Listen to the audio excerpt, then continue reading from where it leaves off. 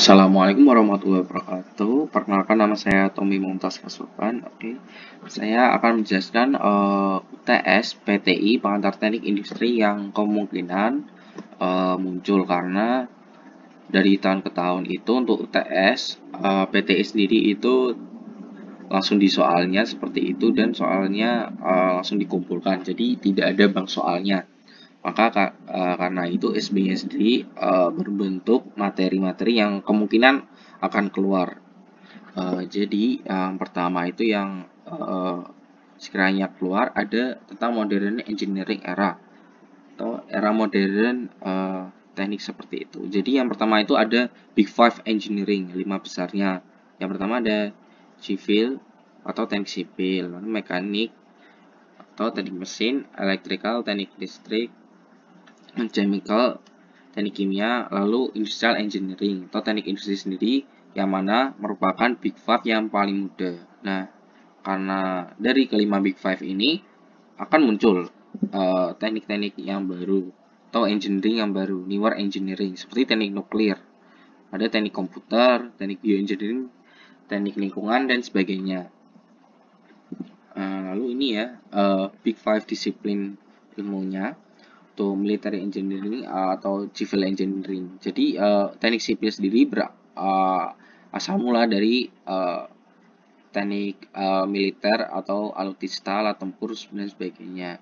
Nah, lalu untuk teknik mesin sendiri itu berisikan matematika, fisika dan sebagainya. Ini bisa dibaca aja ya, teknik elektro, ada matematik, physics, electrical science dan sebagainya. Lalu untuk industri sendiri itu adalah ini matematika, fisika dan atau manusia yang menjadikan suatu integrated system atau sistem terintegrasi. Lalu yang kemudian keluar sendiri ada ini relationship antara industrial engineering, teknik industri dengan engineering yang lain, Big Five-nya ya. Jadi asal mulanya pertama adalah civil, teknik sipil yang berasal dari teknik military engineering sendiri seperti itu. Lalu ada matematika ya dan fisika yang akan melahirkan teknik elektro. Lalu ada teknik mesin, teknik kimia yang berdasarkan dari kimia. Nah, lalu industrial engineering sendiri ini kita seperti mempelajari dasar-dasar dari beberapa teknik tersebut. Kita mendapatkan seperti adanya teori kontrol, ergonomik, psikologi juga. Jadi seperti ada pepatah yang mengatakan kalau teknik lain itu seperti lautan yang sempit tapi dalam. Jadi ilmu yang dipelajari memang sangat dalam. Tapi untuk teknik industri sendiri kita itu laut yang luas tapi tidak dalam. Jadi kita mempelajari banyak dasar-dasar dari teknik seperti psikologi, bahkan akuntansi pun juga ada. Dan seperti itu. Lalu yang ini yang kemungkinan keluar juga tentang skema dari integrated system, skema dari sistem terintegrasi. Jadi untuk sistem terintegrasi sendiri ada sebagai berikut. Jadi ada input pertamanya. Input berupa untuk suatu industri atau pabrik seperti itu ada bahan baku. Nah, lalu kita masuk dari circle ini. Tiga circle ini yang paling penting ya. Man, material, and machine. Nah, lalu akan memasukkan output yang akan memberikan feedback pada input. Untuk output sendiri jangan lupa untuk seorang teknik industri itu ada dua, yaitu barang jadi, yang kedua adalah limbah. Seperti itu.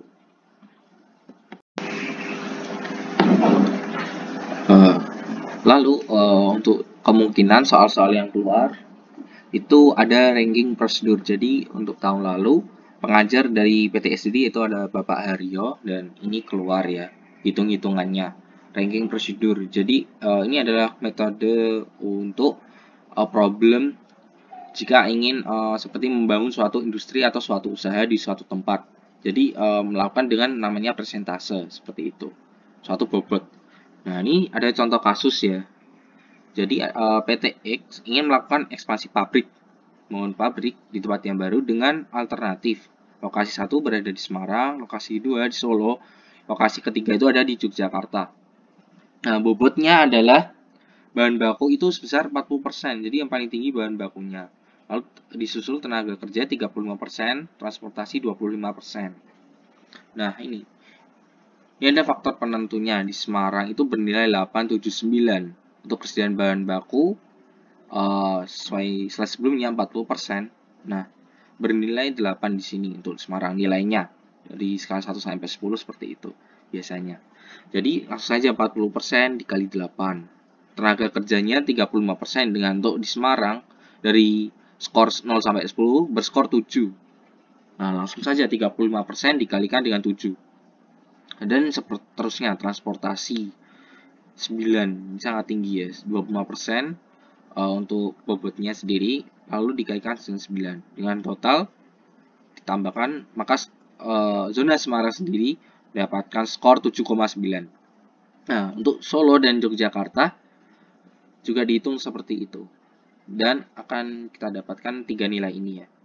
Nah, dengan nilai terbesar adalah Semarang 7,9. Jadi, untuk suatu perusahaan ini, PTX ini, akan lebih baik jika dia membangun suatu perusahaan, suatu pabrik yang baru, jika pabrik tersebut berada di kota Semarang.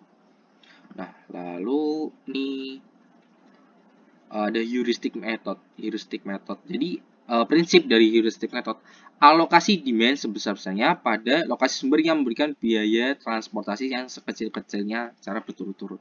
Jadi ini kayak misalnya ingin kita itu mengekspor seperti itu. Jadi ini kita ada permintaan sebesar 10.000 ton nih ya, 10.000 ton dari 4 lokasi. 4 lokasi ini di bawah ada 2.300, 3.400 dan sebagainya ya. Dengan supply-nya ini berkapasitas ada 3 sumber, F1, F2, F3 dengan kapasitasnya sendiri 2.400 dan sampai 3.600 itu ya. Dengan menggunakan metode heuristik akan ditentukan besarnya alokasi ke sel tertentu sebagai berikut. Nah, langsung saja ke pembahasan langkah penyelesaiannya. Jadi prinsipnya tentunya ada alokasi kepada biaya yang paling kecil. Jadi biaya yang paling kecil kita lihat dulu berapa dolar. Nah, ini ya dolarnya. Kita lihat paling kecil ternyata 2 dolar. Langsung saja karena permintaannya ada 4 tempat 3.400 langsung saja ya 3.400 saja. Tapi jangan lupa untuk memperhatikan kapasitas. Di sini 4.000 ton ya. Kalau misalnya 2.000 ton ya tidak bisa kita paksakan 3.400 karena kapasitasnya sendiri tidak mencukupi. Jadi langsung saja masukkan 3.400 di sini karena kapasitas untuk sumber F2 itu mencukupi. Langsung saja 3.400 dikali dengan 2 dolar. Nih, nanti akhirnya dihitung Z-nya. Nah, lalu setelah 2 dolar tersebut cari yang agak lebih tinggi lagi. Kita ketahui nih ya, 3 dolar nih langkah keduanya, step kedua. Nah, ini kan sudah diambil 3.400. Berarti di sini tinggal berapa? Di sini tinggal 600. Nah, 600 untuk 1.800 ton. Permintaan di suatu tempat misalkan itu di Semarang. Nah, lalu maka kita ambil dari mana? Ya, kita ambil dari antara ini, 6 dolar dan 7 dolar. Mana yang lebih murah? Lebih murah yang 6 dolar. Langsung saja sisanya 1.800 dikurangi 600, maka 1.200 di 6 dolar. Itu untuk langkah keempat. Langkah ketiganya itu kelihatan tadi ya. Karena ini 3 dolar, ini di kapasitas F2 sudah habis, maka ini bisa kita kayak nanti blankkan hitam seperti itu biasanya.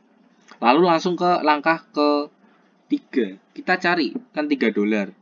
3 dolar udah habis ini. Kita cari 4 dolar ternyata. Ada di sini F3. F3 sendiri berkapasitas 3.600. Permintaannya di A3 ini adalah 2.500 ton. Maka langsung saja kita alokasikan semuanya 2.500. Maka di kolom sini sudah habis ya. Kolom baris A3 ini, lalu F2 di sini sudah hilang semua karena kapasitasnya sudah terpenuhi dan di sini juga permintaan. Di sini juga A2 sudah terpenuhi. Ini nanti kita blankkan, dihitamkan seperti itu biasanya. Nah, lalu yang tadi ini ya, ini juga 1.800 sudah kan. 1.200 tambah 600, 1.800 ton. Jadi tinggal yang paling kiri 2.300 ton. Jadi di sini kita lihat mana yang lebih murah, 9 dolar dan 10 dolar. Ternyata lebih murah 9 dolar dulu. Nah, sementara ini F3 ya. Sumber F3 sudah diambil 2.500. Berarti untuk 9 dolar ini caranya adalah 3.600 ton dikurangkan dengan 2.500 ton akan menghasilkan 1.100 ton di sini.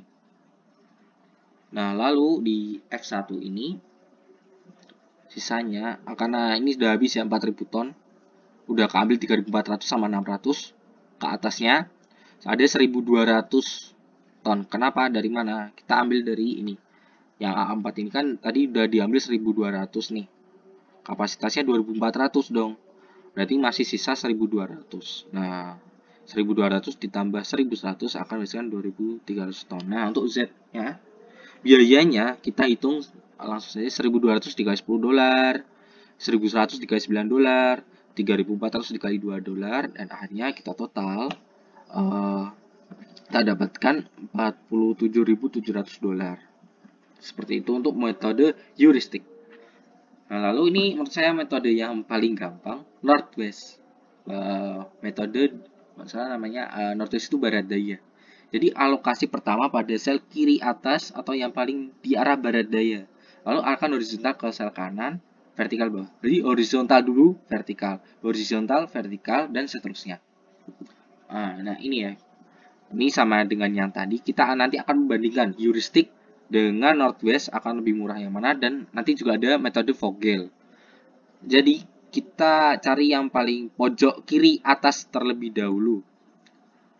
Sel kiri atas ya. Nah, kiri atas kan ini F1 A1. Langsung saja kasih semuanya. Permintaan 2.300 ton, langsung saja berarti di sini 2.300 ton. Nah, di sini kapasitasnya masih sisa 100 kan? Kasih ke sebelahnya. Karena jadi alokasinya horizontal dulu, lalu vertikal, horizontal dulu, vertikal, horizontal. Jadi ke 100 dulu. Nah, berarti F1 ini sudah habis dong. 2.300, 100 sudah habis. Sini juga udah ya. Ke bawah 3.400 ton nih mintanya. Sudah dikasih 100. Sisanya berapa? 3.400 dikurangkan dengan 100 akan menghasilkan 3.300 ton. Nah, ini kan kapasitasnya 4.000. Udah diambil 3.300 nih. Berarti sisanya 700 ke horizontal ya. Setelah vertikal bawah ke horizontal kanan. Nah, langsung ini udah dikasih 700. Mintanya 2.500. Berarti kurangnya berapa? 2.500 dikurangkan dengan 700 akan menghasilkan 1.800. 700 ditambah 1.800 hasilnya 2.500 ton. Oke. Nah, lalu kita ke samping nih. Ini 3.600 Newton kapasitasnya. Udah kepake di sini di A3 1.800. Sisanya berapa? 1.800 Newton. 1.800 ton. Maaf. Jadi langsung saja permintaannya sudah terpenuhi ya. 1.800 ton. Nah, langsung hitungnya gampang aja. 2.300 kali 10 dolar. Ini 100 dikali 8 dolar dan sebagainya. Dan seterusnya. Lalu di total ternyata ini lebih mahal ya. Untuk pengeluaran biayanya yaitu 54.400 dolar. Nah, lalu ini metode Vogel atau ini metode yang paling susah, Vogel approximation. Alokasi ditentukan berdasarkan selisih terbesar antara dua unit biaya terkecil dalam satu kolom atau satu baris. Perhitungan selisih biaya tersebut berlanjut sebanyak iterasi yang dilakukan. Alokasi suplai maksimal pada sel yang terpilih. Nah, langsung saja ya ini. Jadi kita ini nih, perhatikan ya ini. Selisih terbesar antara dua unit biaya yang terkecil. Oke. Jadi kita selisihkan dulu. Jadi kita lihat ini 10 dolar, 8 dolar, 5 dolar, 6 dolar. Yang paling kecil yang mana? 6 dolar dengan 5 dolar kan? Selisihnya berarti 6 kurang 5. Lalu kita lihat di baris F2. 5 dolar, 2 dolar, 6 dolar, 3 dolar. Paling kecil mana? 3 dengan 2 kan? Selisihnya 1. Lalu ke nih F3. 9 dolar, 7 dolar, 4 dolar, 7 dolar. Paling kecil mana? 4 dengan 7 kan? 7 kurangi 4, 3. Lalu ini, A1. A1 ada 10, 5, dan 9. Di antara 10, 5, 9 paling kecil mana? 5 dan 9 kan? Selisihnya berapa? 4. Lalu ke A2, 8, 2, 7.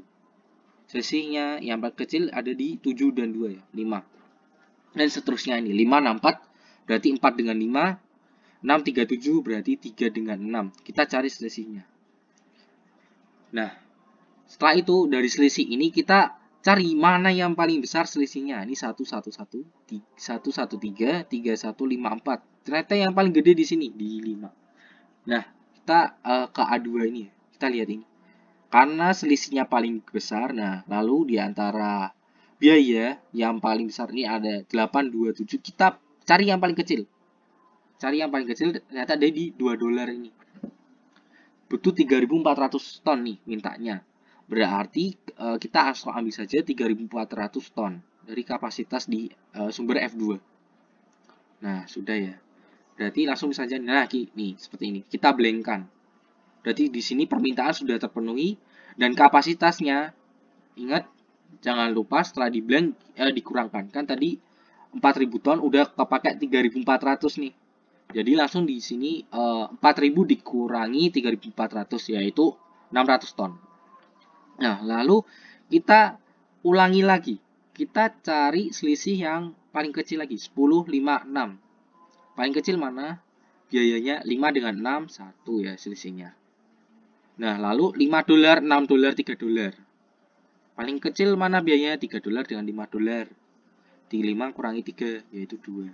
Dan seterusnya nih, 9, 4, 7. Berarti 7 dengan 4. Nah, lalu ini 10, 5, 9. Paling kecil 5 dengan 9. Ya. Selisihnya 4. Dan seterusnya. 5, 6, 4. 5 min 4. 6, 3, 7. Berarti 3 dengan 6. Selisihnya 3.